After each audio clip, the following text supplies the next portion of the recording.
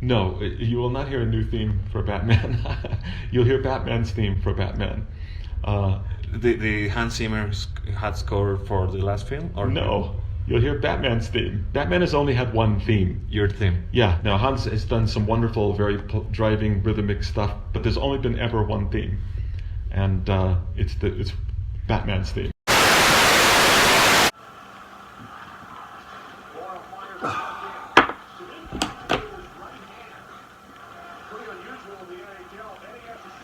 Ooh. Damn. Toasty. Yes. Did you say you were taking a shot for every Goal made by the New York Rangers today. Game 2 of the Eastern Conference first round. Feliz Cinco de Mayo, everybody. You know. I'm gonna go grab me my nachos because he's got me fucked up if he thinks he's about to be the only one smashing down on this stuff.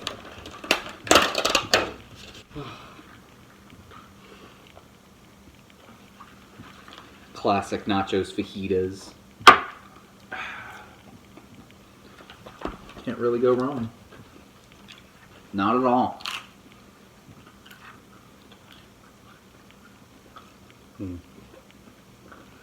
Sort of like a trip to the theater to see Doctor Strange, Multiverse of Madness. Good movie. Yes. Pretty good movie. I had decent expectations going in, you know. Sam Raimi has shown himself to be very talented, especially with comic book movies. After, you know, the success of No Way Home, obviously, a lot of eyes were on Doctor Strange 2 to see where exactly now this multiverse now is going to go. I'm a sucker for multiverse shenanigans. And I think this one definitely upped the ante from No Way Home. Yeah. As far as, you know, what it explored with the multiverse concept. Yes. Like, I've said this several times today already. Sam Raimi understood the assignment. Like, there's a lot of parts in this movie that very much feel like a Sam Raimi film. Very much so, from just, especially that one action sequence with Gargantos. Yeah. You know, it's got that typical cheese that you'd see in a Sam Raimi action scene with Spider-Man. And the colors in that scene. Colors were very vibrant, but the editing was also... the colors were ripped straight out of Spider-Man 2. Mm-hmm. But even the editing of that action scene, you know, if you look, there's one extra... You know, he's running, and then it cuts to Doctor Strange on the ground, and it's that guy, and he's looking up at the monster like, oh, what is that? And then it cuts back to him running again. There's, like, you know, all that goofy shit you've come to expect in a Sam Raimi movie. And it's charming. You know, I know Sam Raimi fans will eat that stuff up. Got a lot of cool visual transitions and scenes, too. Yeah. My favorite one being, you know, it was in the trailer. It's where you zoom in and Wanda's eye. That one was pretty awesome. Mm-hmm. I thought everyone did great. Benedict Cumberbatch, Benedict Wong. Is that his name? Benedict Wong? Yes. I just realized they both share the same first name. And he shares a last name with his character's name. They all did great, but for me, by far the standout was Elizabeth Olsen. Yeah, absolutely. She is making for a damn great Scarlet Witch. She was, you know, a good Wanda Maximoff for a while. I like what I see, though, and I'm hoping they really commit to just having her be this huge threat. Mm-hmm. I will say, I think this movie did a much better job showing just the ramifications of her actions in Westview. Mm-hmm. I don't think the ending of WandaVision really delved into that a whole lot. What she did was pretty fucked up. Mm-hmm. And I'm glad that this movie kind of rolls with that. And I really enjoyed her arc in this movie. Yes. And, you know, I think it was a necessary path for her character to take. Mm-hmm. Where they go from here, I have no fucking idea. Right. But this Anybody's guess. This one was really well done. Another goal? Who scored it? Creator. Looks like they're counting. Oh, it is. It is Kreider. Oh, yep, it must have been a deflection off of him. All right, well.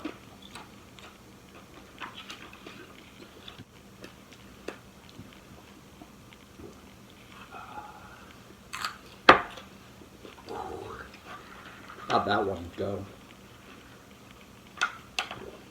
Going down good. Oh, do we got a fight coming? Or is it just a kerfuffle? I think it's just a kerfuffle. Every fight is a kerfuffle, but not every kerfuffle is a fight. Hockey fans understand what I mean. Generally speaking, I think this movie ran at a good pace. Yeah. I could understand someone saying it's a little long. I mean, it only came in at 2 hours and 6 minutes. Really? Yeah. So I thought there were a few points where it felt a little bit longer than it really was. Yeah, I could have sworn it was like a 2-hour 20. At least that's how it felt to me. There definitely wasn't like any moment where anyone could have argued they were bored. Obviously, much like the first one, a lot of trippy showcases of these characters' abilities. Yeah. How'd you feel about the soundtrack? I liked it. You know, it's not often that you can really say that there were moments in an MCU soundtrack where it stands out a bit, but this one definitely had a few moments that stood out a bit. You know, and that's, I mean, love or hate Danny Elfman, you know, you can't deny that he's had some good moments in his career. I have the utmost respect for Danny Elfman as a musician. I mean, the man literally just performed at Coachella. But only as a musician. He can go fuck himself. He's a prick. Is he really? Yeah, he's a huge prick. He's like Phil Collins. It's just all that fame, you know, notoriety just got to his head. But there's some good shit in this movie. Yes. I'd say the soundtrack ranged from like legitimately awesome bops to several ones that I kind of raised an eyebrow with. I'm like, this just isn't it. There was like this electronic, you know, funk rave almost one, and it seemed a little weird, but I don't think there was anything that was explicitly bad, but I just don't... You know, there was definitely a best and rest. I could have sworn, though, I heard Justice League in this movie.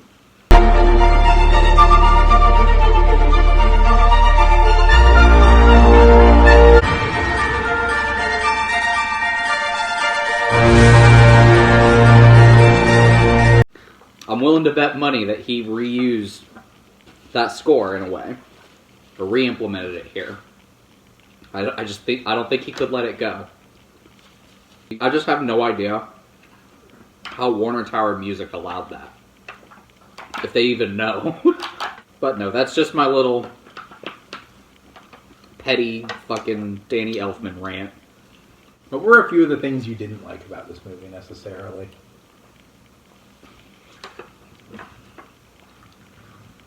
Is it a spoiler to say that Rachel McAdams is in this movie?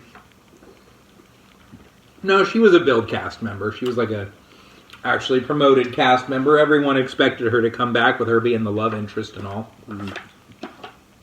Yeah, she didn't do much for me. And I like Rachel McAdams. It's just, I didn't find her nearly as compelling in this movie as the first one. Yeah. Like, she had a good setup in the beginning, and then it just kind of, the possibilities just kind of fizzled out quick. I just think the point of her character being involved, it got a little played out. Yeah. The biggest thing that I despise about this movie is the fucking internet. Like, yeah, that's the truth. You had terrible luck. I did everything I could to avoid spoilers, man. Meanwhile, a non-skippable YouTube ad fucking spoiled the movie hard for me. Yeah, meanwhile, I had some minor spoilers like months ago from like, the rumors and the speculation and stuff. I saw some things coming. But I was pretty much able to avoid spoilers, so... And I didn't mute anything on Twitter. I don't really use YouTube myself that much. So I didn't really get any ads on YouTube or anything like that. Fuck the marketing of this movie. They just can't let the surprises exist in the movie. They have to fucking push it as something like, hey, guys, look, we're not going to be like Morbius. Look at our Easter egg-filled movie. Stop doing that shit. It's lame. It makes the reveals, like, super underwhelming. I was glad I didn't get any spoilers because I actually enjoyed a lot of it. I had just about everything that could have been spoiled for me, so yeah, just beware. You've got 3 days, starting today, to see this movie. Otherwise, it's just fuck you. Yeah. And even if you try to avoid spoilers like me, it's just fuck you. I will say, though, as far as, like, fan service stuff, that's not how it came across to me. No Way Home definitely had, like, that. Yes, I was about... Bait, fan service bait. This one just kind of was, like, an expanded, sort of... No Way Home had some moments where it was definitely... Like, the editing of the film was very pause for laughter, pause for applause. And I wonder how that's going to translate when we watch that in a home release compared to in a theater. However, I think that Doctor Strange 2 does the fan moments really well, in that they're not going to be awkward to rewatch in a home setting. Right. Besides, Rachel McAdams not doing much for me, and Justice League making an appearance in the fucking movie soundtrack. I really don't have many complaints, if any. I had a good time watching this. Oh, fucking have no idea why we haven't talked about this yet. The VFX work in this movie was pretty awesome. Yeah, it's definitely been the best out of Phase 4 so far, at least the Phase 4 films. By a clear Now, granted, somebody made a good point. I saw on Twitter the other day, just one of my friends made a good point that, like, a lot of these movies, were made during the pandemic, so they were running on altered work schedules. A lot of things are going to look really choppy for a little while, probably. And I think you and I can both agree that's probably a fair assessment, even though that's not necessarily what we want to hear. But it's just this movie comes along and like shits on all of that. Well, there were a couple there were a couple of moments that kind of took me out of it, but there was nothing that was outright bad about it to me. This was no, like the VFX in this movie was fucking awesome. Like there were even like some of the creatures that kind of it looked like they just were popped in there, like kind of like in Shazam. Yeah. There were like some of that, but as far as like the designs and everything, I was thinking about Shazam, the exact same as you were when I saw those.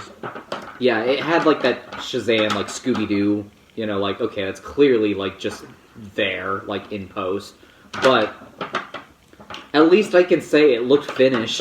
Yeah. As far as the other Phase 4 shit that I've seen. It just looks unfinished. I mean, No Way Home looked pretty good. No Way Home was unfinished. They fucking had to re-release it with finished VFX. I wouldn't say it's by a mile. I'd say this movie is about on par with how Spider-Man looked. Because Spider-Man I thought was a good-looking film. I think that obviously there's a lot of things that this movie does just slightly better. And I think a lot of that can be accredited to Sam Raimi. His vision, the way he wants his cameras to be done, his editing, they all played a very good role into this film. There's definitely a lot of elements where he tried to incorporate some of that horror work that obviously made him famous. I think all of those elements really paid off well, much like, the hospital scene in Spider-Man 2 when they're trying to cut off Doc Ock's limbs. There were so many moments in this film that just gave me the same kind of chills I got seeing that for the first time. Mm-hmm. I'm glad that Marvel let him commit to the violence that he was able to showcase. Absolutely. How have we not talked about that yet? Holy shit. There are some sequences, and I'm sure we will probably get into this a little bit more in the spoiler section, But there are some sequences where I literally was sitting there going, holy shit, how did he get away with this? Like, Pretty metal stuff. yeah, like, Kevin Feige, holy shit. Like, I did not think that you had the balls that you do to let Sam Raimi do this. God damn, son, I want to shake your fucking hand. Yeah, the only thing keeping it from an R rating is like a few splits of blood.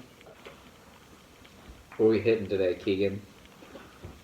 Platinum, it's Delta 10 with THCO and THCP. And it's White Widow. What's the flavor on it? That's good. Flavor's immaculate.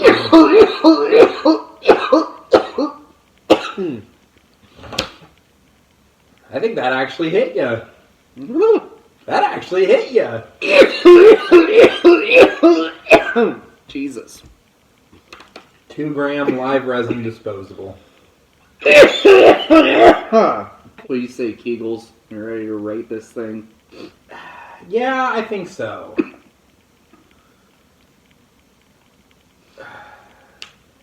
As much as I would love to give this film a 4-star rating, as much as I wanted it to be higher than this, I do think ultimately this comes down to a 3-star film for me. I think if you're a really big Sam Raimi fan, I think that you could, enjoy this film a lot more than I do. I think it is easily the second best film of Phase 4 in the MCU thus far. I think No Way Home still takes the crown for me. But this is still an excellent, very well-made film. And I think Sam Raimi deserves huge props for what he's been able to bring to the MCU and how he's been able to contribute to it. Give it 2 stars if I'm being honest. And it really boiled down to the rewatchability. I don't think it is nearly as rewatchable as something like No Way Home or Spider-Man 1. Yes, I think that's a very important distinction, is rewatchability. Yes. That is something that definitely holds this movie back a little bit for me as well. I just, I see a good monster flick just on the surface level, I is dumb. Like, there it is. I am dumb. But you guys knew that already. It's not to say I couldn't enjoy this movie again upon rewatch. It's just I don't feel compelled to see it again. This movie definitely, and I think much like the first one, isn't one that you rewatch a lot. It's a film that a lot of its beauty lies in the special effects it uses, and yeah, it's no pun intended. It is a visual effects marvel. Yeah, it is. Yeah, I mean that's kind of what Doctor Strange always kind of needed to be. Doctor Strange kind of needs to be that franchise where if Marvel wants to show the latest and greatest in what they're doing with their VFX, that's kind of the franchise you do it with. Mm-hmm. But yeah, with all that being said, I think we can briefly talk about some of these spoilers. Yeah, I think that there are a few things that we do want to talk about. Obviously, the first little bit was what you got spoiled for you in the TV spot, the unskippable ad that you got. So go ahead and explain that. Yeah, earlier I said fuck the marketing. It's like they can't just trust their goddamn audience to just see the movie. They have to convince you that there's going to be, Easter eggs and everything to get you to see it. Because I could tell Marvel wants this one to make $1 billion, too.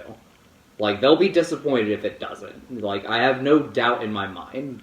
You don't get Sam Raimi after, the nostalgia fest of No Way Home without that in mind. Seeing how well No Way Home did. I know that's kind of crazy to imagine. A Doctor Strange movie making $1 billion, but the rumors surrounding it, very intended. Exactly the same as No Way Home. And seeing all of those rumors just play out, I'm kind of getting tired of that. I feel like I'm being used. There were a few rumors I heard that that didn't play out. I heard a rumor that Tobey Maguire was going to be in this one. That never happened. There's the rumors Deadpool's going to make a cameo that didn't turn out to be true. But, just in general, everything else was true. Peggy Carter's in this thing. Reed Richards is in this thing, and I'm very pissed I had spoiled for me. So that was the one where I was talking about that I had heard a differing thing from you. Because I had heard that John Krasinski was showing up as Captain America in this movie. Everyone made that fan cast that he was Reed Richards, and I'm sitting back wondering, like, you know, because it was a good reveal. Like, I'm talking a lot of shit right now, and it's all just the marketing. I want you guys to understand that. The marketing legitimately is pissing me off. You know, just at the approach they have to these movies now.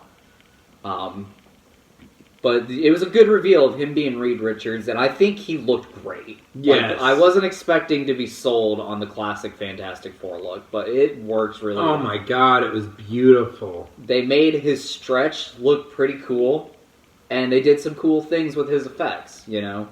Clearly, you know, the studio is leaking these bits of info. Oh, for to try sure. and just bait people and everything. And I think that's such a cheap way to gain an applause, if you ask me. Yeah, I wouldn't disagree. And that's everything you got spoiled for you, right? You know, besides the Illuminati, which was in the fucking non-skippable YouTube ad. So, But the Reed Richards cameo pissed me off because I had that spoiled, like, looking up something not related to anything Doctor Strange on YouTube. Yeah. Just someone with their fucking cell phone, you know, in the thumbnail, you just see John as Reed Richards. And it's like, fuck you. So keeping with the Illuminati, you know, going back to that comment we made earlier about kind of being surprised at the kind of violence that Sam Raimi was able to get away with in this film. They get fucking bodied. Yeah, the Illuminati got their shit butchered. Wrecked. It's pretty funny. And like the first moment where I was like, oh, fuck. No, what was the character's name? I cannot remember that character's name because I'd never heard of him before. Black Bolt? Is that who it was? Black Bolt, yeah. Like, that was kind of the first moment where I was like, oh, shit. Because, like, yeah, obviously his power is, like, you know, being able to, you know, use his voice to basically destroy you. Mm-hmm. And Wanda fucking takes away his mouth and just seals his mouth shut. And he basically just tries to release a sound and it caves his fucking skull in. And I was like, oh! There were quite a few moments that, like, it brought me back to, like, you know, just that shock violence from, you know, James Gunn's The Suicide Squad. Yeah. But, like, yeah, that whole sequence with the Illuminati fighting Scarlet Witch, like, you know, I'm a little torn on that, if I'm being honest. Because it's a great showcase of Scarlet Witch as, like, this huge threat. This terrifying but it's also like all these multiversal characters that are meant to be shown as tough, just getting fucking bodied. Mm-hmm. But the other part of me, you know, I see these characters in the Illuminati, and like, you know, they get taken out like bitches. Yeah, and I get it's because they're not supposed to be permanent characters, and it's definitely meant to show how much of a juggernaut Scarlet Witch is, and I'm sure that the characters that we eventually see in, you know, what is it, Earth 616, is that the universe? Yeah, the MCU. The MCU is 616 now. I'm sure that we will see our own versions. I mean, obviously we've got our own version of Captain Marvel that's not nearly this bitch made in the MCU. Carol Danvers definitely has a little bit more power to her. I liked how Wanda took out Charles Xavier. I think that was an earned death. I will say that. It reminded me a lot of in Deadpool Kills the Marvel Universe. Just Patrick Stewart, fucking Charles Xavier looks into Deadpool's mind, and he just has his mind shattered by what he sees, and that's just how he dies. It was very much like a very earned kill from Scarlet Witch. It was an inventive kill in a superhero. That was the one kill where it didn't make the recipient look really bitch made. Yeah. I have a question for you. Yeah, let's fire away. Let's go. Let's hear it. Do you think that John Krasinski is going to be Reed Richards like in the MCU, or do you think that was just like a one-off like fan cast? Killing me here. And they're gonna have like a different actor be Reed Richards. You're killing me here because I would really like to see that. I would really like to see that, and they've so they've established that every Doctor Strange in this movie is the same Stephen Strange that looks identical. There's Mordo in this movie, and there's an alternate universe Mordo that looks just like 616 Mordo. There is, so many different characters coming to reprise their former roles. And it would lead me to believe that, yes, if there is a Fantastic Four in the MCU, which we know there is, following that same logic, John Krasinski will return as Reed Richards. Do I think they'll actually follow through with that? I don't know. They've done dumber things before. Like the fucking Quicksilver cameo in WandaVision that everyone loved but me. But another thing that I just, was a little iffy on, it involves Scarlet Witch. I love her character arc. It's just like, after that Illuminati sequence, I just don't think the chase that followed, it's like they just forgot they were using Scarlet Witch. It was just this, now, like, skulking creature witch lady. Well, it was Scarlet Witch using a Wanda who, granted, did not seem as versed in her powers as Wanda was. So maybe Scarlet Witch didn't feel as comfortable in that Wanda's body. That's kind of the way I thought about it, at least. If somebody else thought about it differently, that is completely fair. I don't know. It just seemed like it was kind of going for like, a horror thing, but that's just a case. I don't think it worked for me. Yeah, I know. I didn't love it. It was very like Saw 2 to me. Like, the exact scene I'm talking about. Yeah, like it's just, he's very injured, Yeah, and he's trying just to carve chasing everyone's them. fucking number out of their neck, and he's just, like slumping around, like. Yeah, it was very Saw 2. That's exactly that's a good comparison. Like that's pretty spot on, and it's just she's Scarlet Witch, she can just levitate. Fucking like contort her limbs back together instantly and shit like that. Because she's being brainwashed by like someone who's very adept with their abilities, like their witchcraft abilities, which I will say, I'm glad we're now getting into shit like necromancy. Like that's cool to me. Like I never thought we'd see necromancy go down in the MCU, and I'm praying. Zombies is where we go. I never thought we'd get an implied somebody getting cut in half, but here we are. She just gets fucking cut in half by her own shield, making her entire role. That was literally the jaw dropper of the entire movie for me. I mean, I'm glad that she got like something in What If. Would you agree? It clearly paid off. Would you agree that was like the jaw dropper scene? No, it was definitely the guy who blew his brains out. Like that was basically like, seeing Kurt Cobain shoot himself. Oh, Jesus fucking Christ! Like, no, that one was the most metal bit to me. Just fucking all that pressure in his head making him pop. That one was brutal.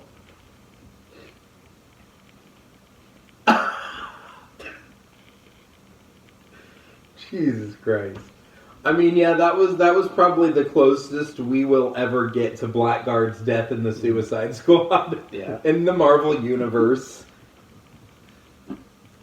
Yeah, the best scene in the movie to me, though, is where Scarlet Witch finally gets to her, like, the other universe's Wanda's kids. Oh my god, yes. yes. So terrifying. Yeah, that was a good scene. Yeah. Like, that was really cool. That was, like, not to keep hitting it out of the park with comparisons here, but Monsters, Inc.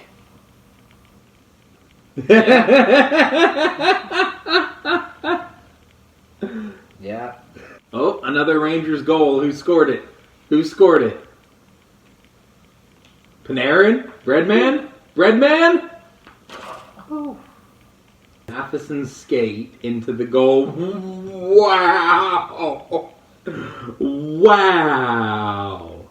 That is insane. Like I said, I had a good time watching it. I probably won't see it again in theaters. No, this is probably out of all the movies we've seen so far, since we started doing Nachos and Flicks, this is the one that I am like least compelled to see in theaters again. Mm-hmm. I would only ever really rewatch this in like an MCU binge. Yep. Take one last shot. Fourth shot of the night. Let's fucking go, Rangers. Jesus Christ. I cannot believe Panarin bounced it off a Penguins player's skate. I poured this one more higher than I thought I would. Good luck.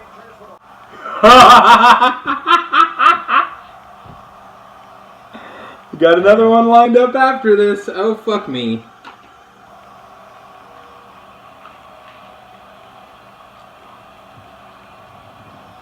Yeah, clearly he's got, a long rest of the game ahead of him, so thank you so much for watching. There's 10 minutes left in the third period. Anything can still happen, including like 3 more Rangers goals. Who knows? Maybe I'm getting shit-faced tonight. Probably. Here's hoping. Thank you so much for watching. As always, stay tuned for the next installment of Nachos and Flicks, which... Whatever that may be, we'll figure it out soon. Is it gonna be... fucking, what? Black Adam? Is that the next, I don't know. I don't know. I don't really pay attention to release dates. I kind of leave that up to you. Yeah, I don't think there's anything else Marvel-wise slated for this year. Is there? Maybe some stuff later this year, but not like immediate. I don't know. I think a lot of it's TV. Yeah. So, who knows? Maybe fucking Black Adam will get delayed again, because Shazam's now no longer competing with Avatar 2, which... That was the most nothing trailer of all the trailers we saw. That was a good call, though. Shazam 2 would have done horribly against Avatar 2. Do you think Avatar 2 is going to be the next #1 film all time at the box office? No, I don't. I think it'll make a good bit of money, but I think it's gonna make pandemic good money. Yes. I don't think it's gonna hit $1 billion. Okay. Gotta do one more shot. Fuck. So, I'll let him get to that. As always, like, comment, subscribe. Catch you next time. See you later. Mwah.